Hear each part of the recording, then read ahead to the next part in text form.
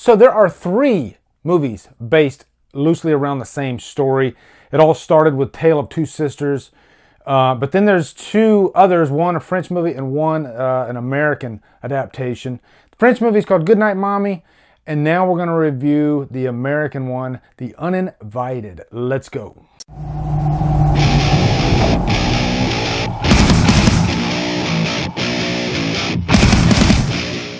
The Uninvited stars Emily Browning, Ariel Cabell, and is directed by Charles and Thomas Gard. What is up, guys? It is recording day here in the Drumdums Evil Lair. I'm doing The Uninvited. You're next, and I'm going to do my take on the Snyder Cut. So for this video, we're doing The Uninvited, and I'm so glad we're doing this. This is one of my patron requests. If you're of a certain tier, you can request a movie in your honor. And Arctic Vixen, you might remember, I reviewed Rawhead Rex for her last month, and now this month we're doing The Uninvited, and she always gives me really interesting choices to review. And The Uninvited is a movie that I watched, I believe, back when it first came out. I think this movie came out in like 2009. Since then, since I've seen that movie, I've actually reviewed the other 2 adaptations. The first one being the South Korean film A Tale of Two Sisters, which that video constantly gets videos, and I have to give probably all the credit to Gory B from the Horror Addicts. Her work in that video made me look really bad. She's amazing in that video. She really knows her South Korean horror. So I'll put a card here for that so you can go check it out and just give her all the credit. She deserves it. But then Goodnight Mommy shocked the hell out of me, and I didn't even realize that Goodnight Mommy was sort of a similar premise as this. And so this will be the 3rd one, so I'm kind of glad that I've actually reviewed all 3 movies. And also going into this will be a spoiler review. This is an older film, so giving you guys a fair warning. But first off, quick plot synopsis. This movie opens with this character, Anna, played by Emily Browning. And she is in this mental ward, and she is being released. She's been there for 10 months after a tragic accident that basically killed her mother that had cancer. There was this tragic fire.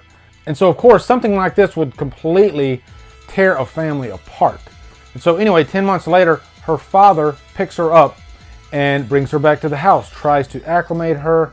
They live in this waterfront property, very beautiful.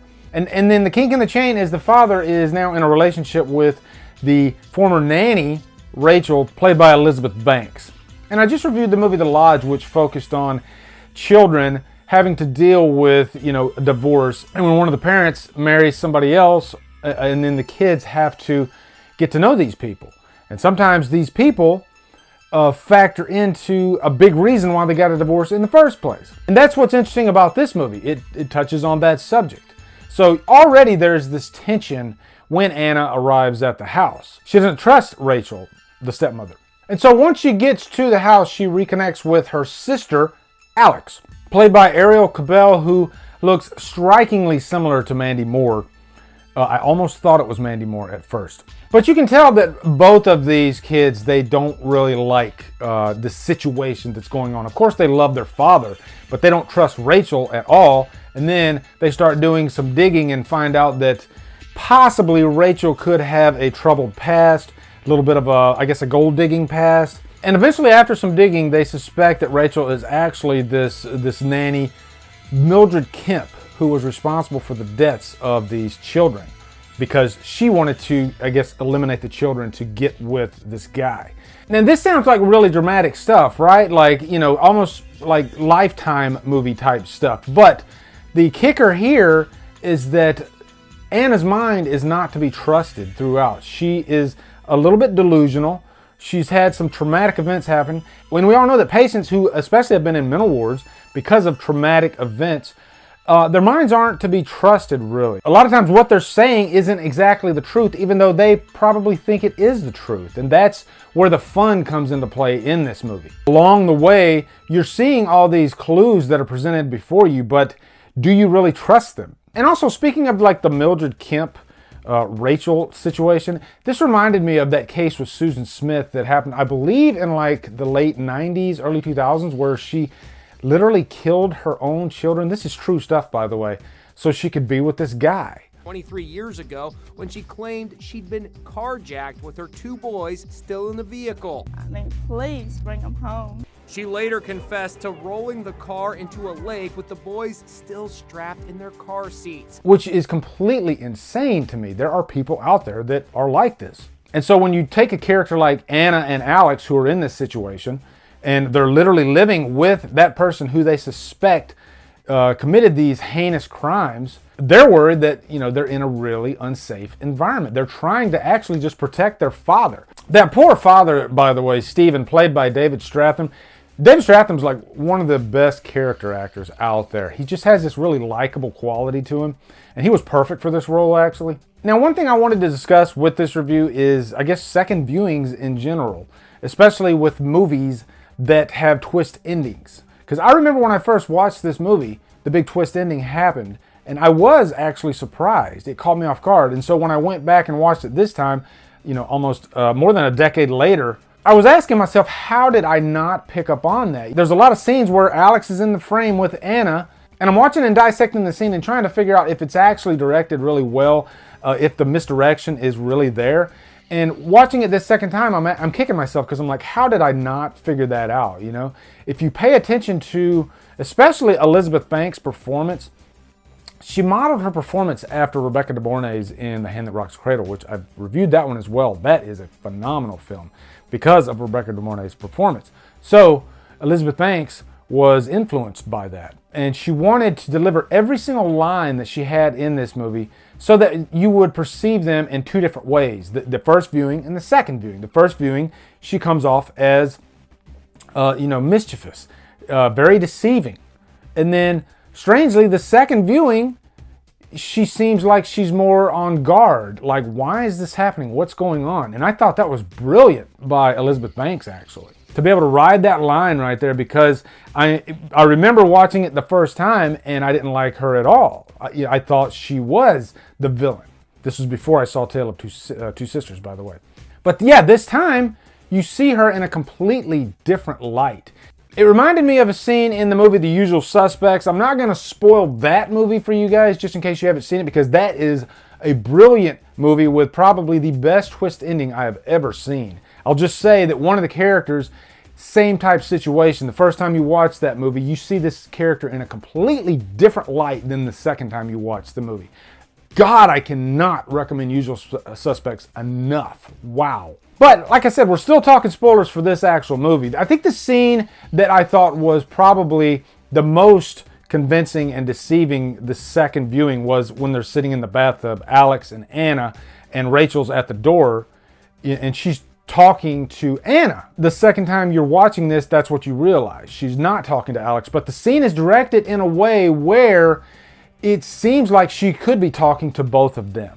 Now, this movie isn't perfect. There are a few things that kind of irked me about it. It definitely depended on, your modern day CGI, possession, ghost type tropes that we see a lot. There's a lot of scenes where Anna, she's having a lot of dreams in this movie.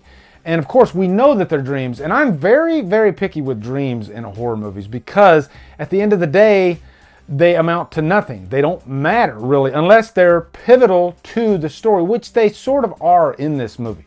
But it's hard for me to get scared of something that I know is not real in the narrative. And also the first half of this movie, it does feel like you're watching a Lifetime movie. I'm not gonna lie. And I almost gave up on it. And then the second half really ramped up the tension, felt more like a horror movie than a Lifetime movie. And I really became invested in watching all these events unfold, especially the second time. That reveal is still as excellent as it was in the first movie. What have you done?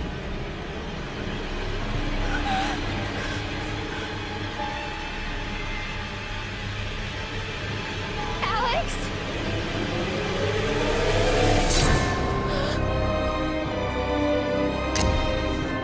There are certain movies that have these really out of left field twists, endings that you can just watch over and over and over again, like Fight Club. Fight Club, even though it's got such a crazy twist, it's so entertaining. You love those characters so much that you can just watch it over and over and over. This movie right here, not nearly as much, okay? It's still very effective. And it's a fun movie to show friends that have never seen this movie. I think that's the great thing about horror movies with twist endings. Even if you can't enjoy them as much on repeat viewings, if you have friends over, they're always fun to watch with them so you can catch their reaction. And this movie is a perfect example of that. Also, I'm a really big sucker for great music in movies. This one actually has a really good score by Christopher Young. I don't think it tries too hard. I think it really focuses more on the drama in the movie than the horror. Sure, there are some horror cues in there, but I like that they actually tried to focus on Anna as a character and, you know, all this crazy stuff that she's going through, having to deal with this. And I think it's an effective remake in that it feels different enough from Tale of Two Sisters.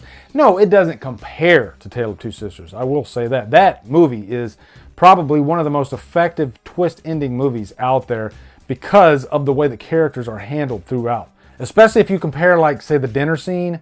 The dinner scene in Tale of Two Sisters, probably one of my favorite horror scenes. Not nearly as effective in this movie, actually. It just kind of breezes by, and it doesn't leave much to be remembered or discussed. But you could sit there and just dissect that dinner scene in Tale of Two Sisters. So overall, guys, I'm definitely going to give this, I'm going to go with a low purchase worthy. I still think it's an underrated horror flick. It's one that people don't talk about that much, probably because it's in the shadow of Tale of Two Sisters. But I actually enjoyed it, actually. Some really strong performances. Love the settings.